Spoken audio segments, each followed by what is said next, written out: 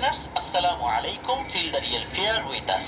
দেশ ও দেশের বাইরে যে যেখান থেকে আফনান দ্য হোল ওয়ার্ল্ডের আজকের শনির রাতের নবম আয়োজনের সাথে যুক্ত হচ্ছেন বা পরবর্তীতে হবেন, আমি আফনান সকলকে স্বাগতম জানাচ্ছি। আশা করি সবাই ভালো আছেন, সুস্থ আছেন। প্রিয় লিসেনার্স, প্রতি শনিবার আমরা আপনাদের জন্য শনির রাত আয়োজন করে আসছি। এই শনির রাতে দুই ধরনের সেগমেন্ট আমরা রেখেছি। একটা হচ্ছে আপনাদের কাছ থেকে পাওয়া ঘটনা, দ্বিতীয় হচ্ছে অমীমাংসিত রহস্য। আপনাদের কাছ থেকে দারুণ দারুণ কিছু ঘটনা পেয়েছি, তাই টানা কিছু শনির রাত এপিসোডে সেই ঘটনাগুলো উপস্থাপন করছি।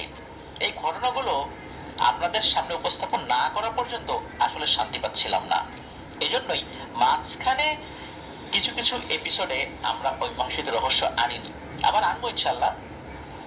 আজকের এই এপিসোডে যার ঘটনা থাকছে তাকে আপনারা সকলেই চেনেন।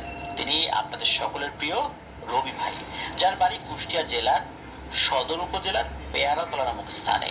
ওনার দুর্দান্ত অনেকগুলো ঘটনা আমরা ইতিমধ্যে প্রচার করেছি, যেগুলো আপনাদের সকলের কাছেই দারুণ দারুণ ভালো লেগেছে।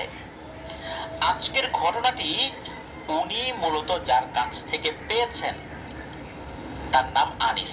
এই আনিস ভাই ওনারই বন্ধু। ঘটনাটি ঘটেছিল আনিস ভাইয়ের বাবার সাথে। ঘটনাটির সময়কাল 1999 সালের দিকে। এই আনিস ভাইয়ের বাড়ি কুষ্টিয়া জেলার দৌলতপুর উপজেলার আল্লাহ দরগার ফিলিপনগর গ্রামে।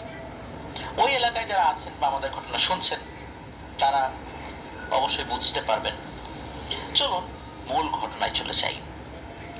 1999 সালের গরমকালে ঘটনাটা ঘটেছিল, তখন এই যে বৈশাখ মাস, ঝড় বাদলের সময়, এমন একটা সময় আর কি।